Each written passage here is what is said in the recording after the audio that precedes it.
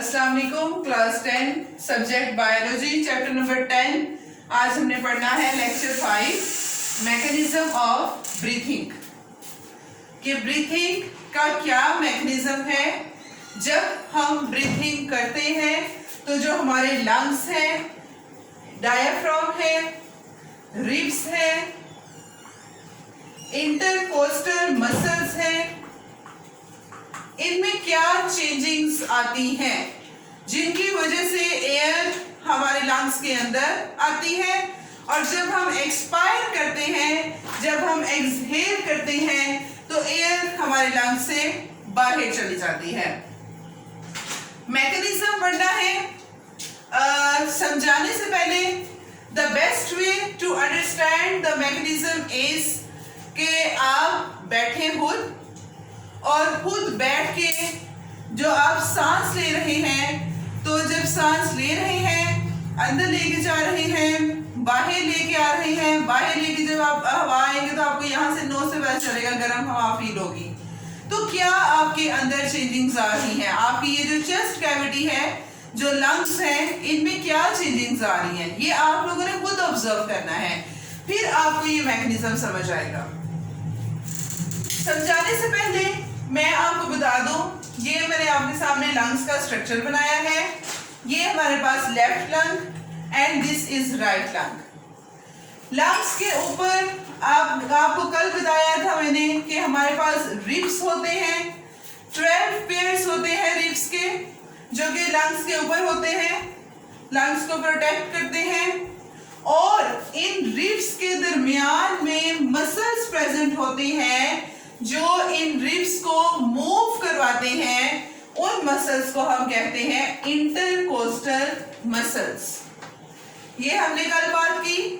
तीसरी चीज हमने कहा कि जो लंग्स हैं, लंग्स का जो फ्लोर होता है, जो लंग्स को जो बाकी एब्डोमिनल कैविटी है उससे सेपरेट कर रहा है, जो कि डोम शेप्ड होता है, डोम मतलब मीनार की तरह की शेप, उसको हमने कहा डायाफ्राम है। ये आपको बताने का मकसद ये है, द पर्पस इज दैट कि अगर आपको ये डायाफ्राम की पोजीशन पता चलेगी कि डायाफ्राम किस तरह से होता है इसका स्ट्रक्चर, और लंग्स का, रिब्स का, तो you can better understand the mechanism of the breathing. सबसे पहले हम बात करते हैं मैकेनिज्म में इंस्पायरेशन या इनहेलेशन की। इंस्पायरेशन और inhalation means taking in of air, हवा को अंदर लेके जाना। अब क्या है कि हमारे बाहर जो हवा का प्रेशर है वो ज्यादा है, हमें अंदर हवा चाहिए, वहां पे उसका प्रेशर कम है। प्रेशर कम कैसे है, कैसे होता है, वो हम मैकेनिज्म देखते हैं।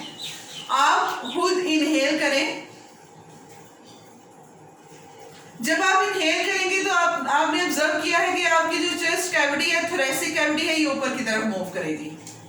ये ऊपर की तरफ क्यों मूव कर रही है? क्योंकि जब हम इंस्पायर करते हैं तो जो हमारे लंग्स हैं, लंग्स ऊपर की तरफ मूव करते हैं, बड़े हो जाते हैं। क्यों बड़े होते हैं?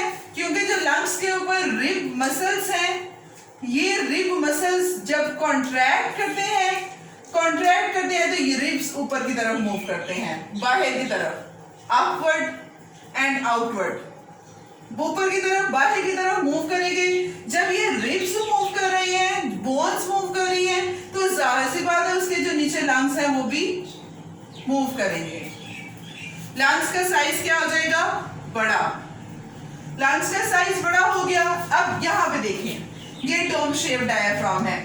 लंग्स जब ऊपर की तरफ मूव करेंगे, यहाँ से ये इधर मूव किया, यहाँ से ये इधर मूव किया, तो डायाफ्राम भी क्या होगा? नीचे की तरफ मूव कर जाएगा।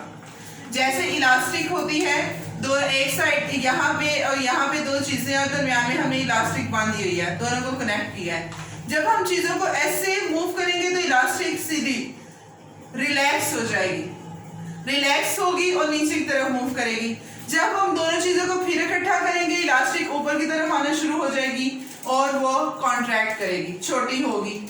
इसी तरह से ये डोम शेप डायाफ्राम का हिसाब है कि जब लंग्स बाहर की तरफ मूव किए हैं, बड़े हो गए हैं, तो ये जो डोम शेप्ड डायाफ्राम है ये फ्लैट कर जाएगा बिल्कुल और लोएड हो जाएगा, फ्लैटेंड एंड लोएड नीचे की तरफ हो जाएगा। जब लंग्स फिर इधर ज्यादा करीब तो ये और ऊपर मूव करेगा, इस तरह से होगा। Dome shape diaphragm flatten. तीसरा क्या होता है कि लंग्स आर रेस्ड, जैसा हमने बात की कि लंग्स जो है वो ऊपर की तरफ होंगे। आप अंदर जब हवा लेके आ रहे हैं तो आपने ऑब्जर्व किया कि जो लंग्स ऊपर की तरफ मूव करते हैं, लंग्स आर रेस्ड। जब लंग्स रेस्ड होंगे तो जो हमारी थोरैक्स कैविटी है इसका एरिया बढ़ जाएगा। जो हमारी चेस्ट कैविटी है ये ऊपर की तरफ जब मूव कर रही है तो ये बढ़ रही है, ऊपर की तरफ हो रही है। जब एरिया इसका इंक्रीज करेगा तो उसकी वजह से अब लंग्स रेस्ड किए हैं तो उनमें हवा का प्रेशर कम हो गया है, क्योंकि लंग एक्सपैंड किए हैं, उनमें एयर प्रेशर कम है। अब एयर प्रेशर उनमें कम है और बाहर जो एयर प्रेशर है वो ज्यादा है, तो लंग्स में भी उसको पूरा करना है, जिसकी वजह से फिर क्या होता है कि बाहर से जो हवा है वो लंग्स के अंदर मूव करना स्टार्ट कर देती है। जब वो लंग्स के अंदर मूव करना स्टार्ट कर देती है, लंग्स दोबारा अपनी पोजीशन में आना शुरू हो जाते हैं। ये हुई है हमारे पास इंस्पायरेशन या इनहेलेशन। तो इसका बेस्ट वे इसको समझने का मैंने आपको बताया है कि you have to inspire yourself, you have to inhale yourself with air, और आपको ऑब्जर्व करना पड़ेगा कि क्या हो रहा है, क्या फिनोमिना हो रहा है, हमारी जो चेस्ट कैविटी है इसमें क्या चेंजिंग्स आ रही हैं, आपने ये चीज ऑब्जर्व करनी है, फिर आपको ये इनहेलेशन की ज्यादा अच्छी समझ आएगी। एक बार मैं फिर इसको रिवाइज करती हूँ इनहेलेशन को। अब यहां से नहीं हमने देखना क्या हुआ है, ये लंग्स को देखते हैं। जब इनहेलेशन में हमारे पास क्या होगा, जब हवा अंदर आएगी ये जो रिब है ये रिब बाहर की तरफ मूव करेंगे, क्योंकि रिब्स लंग के ऊपर अटैच है। ये रिब्स बाहर की तरफ मूव करेंगे, इनके दरमियान जो मसल्स हैं वो कॉन्ट्रैक्ट करेंगे तो ये रिब्स बाहर की तरफ मूव किए, बाहर की तरफ मूव करेंगे तो ये जो लंग है जाहिर है ये मूव कर रहे हैं तो लंग भी रेज होंगे, ऊपर की तरफ रेज्ड होंगे। जब लंग्स रेज्ड होंगे तो ये डोम शेप डायफ्राम इस तरह से है, बिल्कुल ऐसे। जब ये लंग बढ़ता है तो ये डोम शेप डायफ्राम यहां से सीधा फ्लैटन हो जाता है, डोम शेप डायफ्राम फ्लैटन और नीचे आ गया लोएड। लंग्स रेज हो गए, लंग्स जब रेज्ड हो गए हैं तो जाहिर है उनके दरमियान अब लंग्स बड़े हैं। पहले लंग्स इतने थे तो एरिया थोरैसिक कैविटी का इतना, अब लंग बड़े हैं तो जो हमारे पास थोरैक्स कैविटी होगी, हमारी जो चेस्ट कैविटी होगी उसका एरिया भी क्या हो गया, बढ़ गया है, एरिया बढ़ेगा। फिर हमारे पास जो लंग्स के ऊपर प्रेशर है, अब जाहिर है एरिया बढ़ गया है तो लंग्स के ऊपर एयर का प्रेशर इतना ज्यादा नहीं है जितना था। फिर बाहर से हवा अंदर की तरफ मूव करेगी लंग्स में, उस प्रेशर को कॉम्पेंसेट करने के लिए। ये है हमारे पास इनहेलेशन। बिल्कुल इसका ऑपोजिट एक्सपायरेशन और एक्सहेलेशन। एक्सपायरेशन और एक्सहेलेशन। एक्सपायरेशन में क्या होगा, पहले रिब मसल्स कॉन्ट्रैक्ट किए, अब रिब मसल्स रिलैक्स करेंगे। रिलैक्स मतलब अपनी पोजीशन पे आ जाएंगे। जब रिब मसल्स अपनी पोजीशन में वापस आ गए हैं तो इसका मतलब लंग्स भी उनके साथ साथ अपनी पोजीशन में वापस आ जाएंगे। लंग्स जो है वो भी लोएड हो जाएंगे। पहले लंग्स रेज्ड हो गए क्योंकि रिब मसल्स ऊपर की तरफ थे, अपवर्ड थे, आउटवर्ड थे, तो लंग्स भी अपवर्ड आउटवर्ड हो गए। अब रिब मसल्स इनवर्ड मूव कर रहे हैं तो लंग्स भी अपनी पोजीशन पे वापस। अब लंग्स जब अपनी पोजीशन पे वापस आ जाएंगे, यहां से ये चीज, यहां से ये चीज मिल रही है तो इसका मतलब ये डायफ्राम ऊपर को मूव करेगा। जो डायफ्राम है वो रिलैक्स और अपवर्ड मूव करेगा, अपवर्ड मूव करेगा और लंग्स लोएड हो गए, नीचे आ गए है ना। अब लंग्स जाहिर है लोएड हो गए हैं, साथ हो गए हैं, तो जो हमारी थोरैक्स कैविटी है इसका एरिया भी कम हो गया है, डिक्रीज हो गया है। जितने लंग्स ऊपर उतना ज्यादा एरिया, जितने लंग्स करीब उतना थोरैक्स कैविटी का कम एरिया, डिक्रीज हो गया है।